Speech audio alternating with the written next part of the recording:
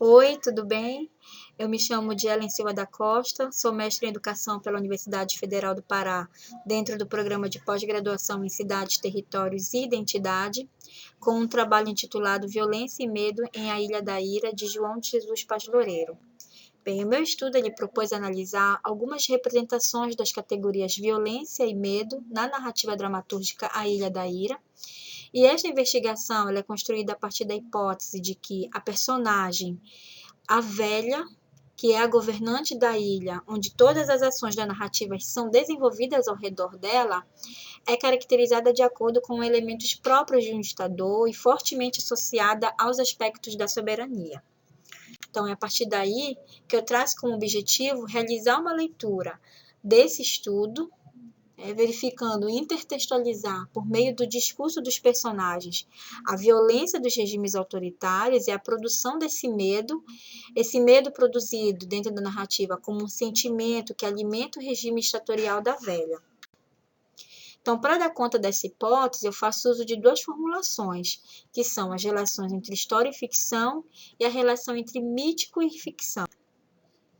Quando eu falo em história e ficção, eu vou observar que a narrativa ela dialoga com um conjunto de referências ao autoritarismo na Amazônia, que são o Levante da Cabanagem e a ditadura militar de 64, e a relação entre esse real e esse imaginário, eu destaco dois diálogos intertextuais com elementos próprios da mitologia clássica, que o Paz Loureiro vai trabalhar o mito da Medusa, e o mítico lendário, que é a lenda da amazônica, né, a lenda amazônica da Matinta Pereira.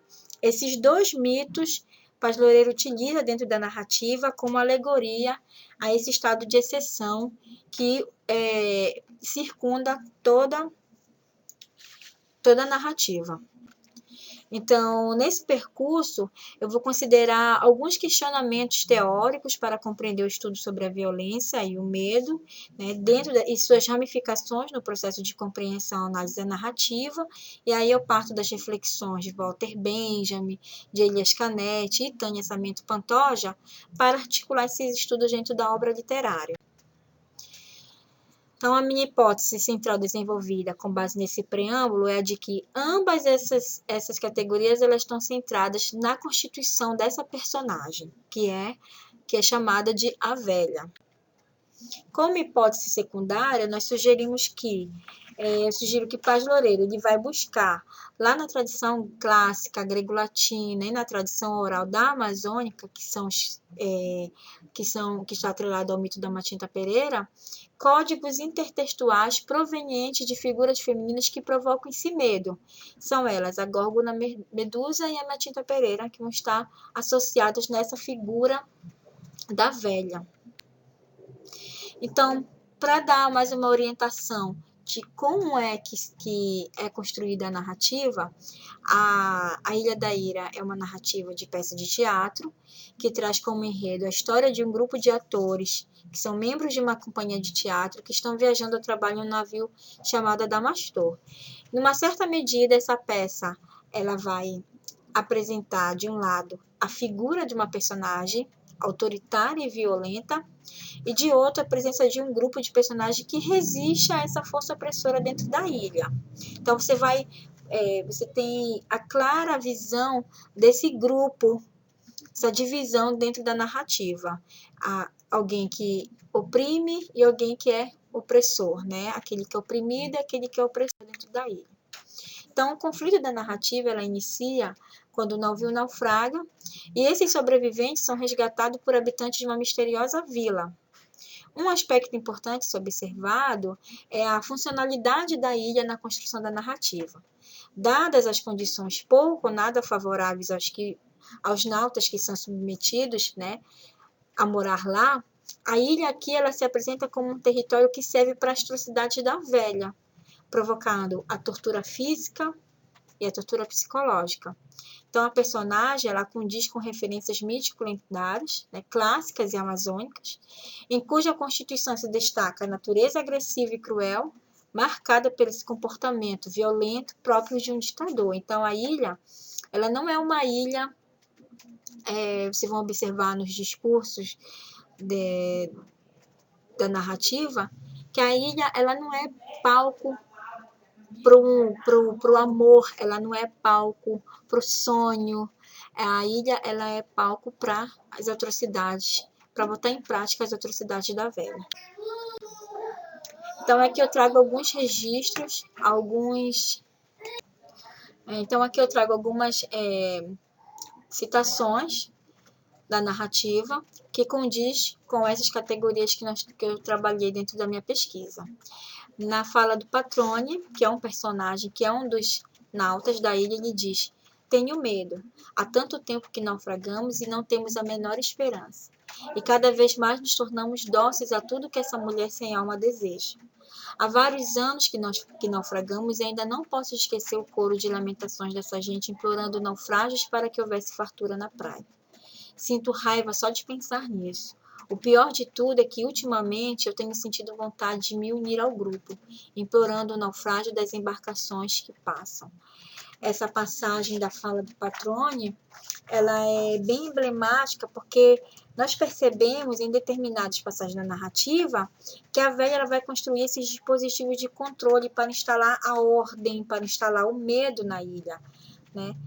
E lá na frente, nós vamos ver isso quando ela sentencia as pessoas à morte. Isso fica bem marcado. Então, na ilha, as pessoas vão sofrer uma tortura psicológica, que o Patroni já está com problemas psicológicos e já passa a ter algumas alucinações. Tá? Então, fica muito marcado dentro desses diálogos. Aqui eu trago uma outra referência, né? Em que há um diálogo entre Tião e Silva, eles são namorados dentro da ilha, mas eles percebem que esse amor não pode ser construído, não pode dar continuidade no amor à ilha, porque a velha ela proíbe o amor. E aí ela diz assim, Tião diz: sinto falta de ti, eu também te procurava. Tudo está cada vez mais difícil, essa mulher aumenta a vigilância sobre cada coisa. Eu te amo, eu também te amo. E aí eles aproximam-se, tocam-se. Tenho grande vontade de ti, e eu tenho medo. Por que, se nos amamos? Sabes da proibição do amor na vila? Se ela ao menos desconfiar, será nosso fim. E por isso vamos nos odiar? Você vai ter paciência enquanto a criança, nosso filho, não nascer. Você terá que ficar escondida aqui. Sim, até ele nascer. E depois, quando ele nascer? Ele ou ela? Ah, como eu espero esse momento e como eu tenho medo. Então, essa parte da narrativa fica bem claro que o amor ele é proibido na ilha e o casal vive com medo. A Silvia ela fica escondendo a gravidez porque ela sabe que se for descoberto, a velha vai castigar. Aqui nessa passagem, do Homem da Opa Azul é um personagem, parece pouco na obra, mas ele tem algumas falas muito importantes. Ele já fala ele já vai falar desse final do casal. Ele fala da morte do casal, né, que a velha descobriu e acabou matando o casal de enamorados. Ele diz: nossos irmãozinhos morreram, prestes a Deus pelo descanso de suas almas. E aí o Heitor diz: depois que Tião e Silvia e o filho morreram na fogueira, que essa velha mandou acender, estou disposto a tudo.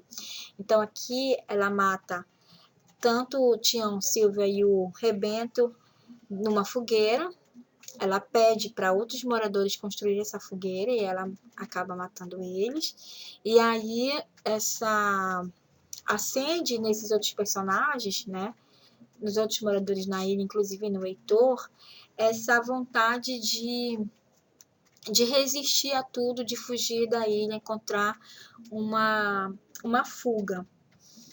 E aí é quando eles vão esquematizar, vão ensaiar uma dramatização dentro da ilha, e essa dramatização como se fosse uma dramatização da fuga deles, tentar enganar os olhos da velha para eles poderem fugir da ilha. E aí o homem da vila lhe diz: é preciso cuidado, tem que ser na hora certa, senão ela castiga. Ela é muito má. Um rapaz tentou matá-la enquanto ela dormia. Ela se assustou e deixou que ele fugisse. Mas ela não se contentou e tocou fogo na cabeleira dele. Aí ele sentiu fogo e quis água. Mas a água estava longe, no igarapé cerrado, cheio de tiririca e unha de gato. Então, antes de mergulhar, a cabeça dele espocou e os miolos se espalharam na água. As jaturanas vieram e comeram todos os pedaços, e os jacarés e as piranhas lhe devoraram a carne e os ossos. Então, aqui nessa fala fica bem, mostra perfeitamente a crueldade, a maldade da velha, em que ela apenas quer governar a ilha e ficar com os despostos que são trazidos à ilha, provenientes dos naufrágios que ela provoca. Nessa parte do texto, mostra é a parte que finaliza a narrativa. Ela é finalizada com um naufrágio, uma espécie de morte dos náufragos que são trancados dentro de um porão. Esse porão é chamado de O Novo Brigue Palhaço, referência ao episódio da cabanagem que aconteceu no Pará. Então, nesse momento, ela descobre que eles estão tentando fugir da ilha e aí ela aprisiona todos eles no porão desse navio. E aí o Heitor diz assim: não suporto mais este calor. O calor não me desespera tanto. O medo é que me impede de respirar. E o Heitor diz: joguem água por misericórdia, minha garganta queima. E aí os condenados vão pedindo água à medida que o desespero aumenta, agitam os braços no ar, rasgam roupas, atiram-se contra o casco do navio, comprimem-se, agarram-se, debatem-se. E a certa altura desce uma tina com água salgada. Os condenados atiram-se sobre ela atropeladamente, amontoando-se, bebem como todo o corpo e são tomados de súbita violência, gritando: sal, a água está salgada, joguem a água com sal, miseráveis. Esta água está amarga como fel. Minha garganta queima com sílabas de fogo, quero ar, tenho mais sede ainda. Então, nesse momento, esse momento da cena é o desfecho da obra, né? E aí nós percebemos como é terrível o governante, ela mantém esse poder soberano dentro da ilha, entretanto, sua posição autoritária com a justificativa de que ninguém pode escapar do seu domínio. E aí a velha diz assim: o que tu pensas que és? Uma barata fugindo para o fim de corredor sem porta. Eis o que és. Sim, eu posso caminhar contigo para o mesmo beco, com a diferença que eu tenho as chaves da saída e posso voltar. Enquanto alguém quiser quebrar a monotonia da ilha, esse alguém será punido. E aqui eu trouxe uma imagem muito representativa do que foi o Brigue Palhaço, esse momento marcante da história do Pará. E aqui o Liceu, que é um personagem muito emblemático, ele está dentro do porão do Brigue Palhaço, mas o corpo dele não é encontrado. Então, assim, a narrativa ela dá mais essa possibilidade para o leitor ele fazer as considerações que ele acha sobre esse personagem. Então, o Liceu, ele diz: vejam vocês, vejam, ainda acreditam em misericórdia?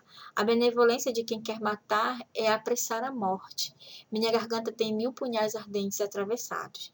E aí, em um clima de desespero crescente, quando a ladainha atinge o ponto culminante da alucinação, ouvem-se tiros de fuzil executando os prisioneiros, né? Então, aí ela manda executar todos os que estão dentro, né, do interior desse navio. E aí a morte de todos, né, os membros do grupo, ainda vai fazer essa referência a esse terrível episódio da cabanagem, né, que o Paz Loureiro ele apresenta na obra. Com essas apresentações. Aqui algumas das referências que eu utilizei e muito obrigada.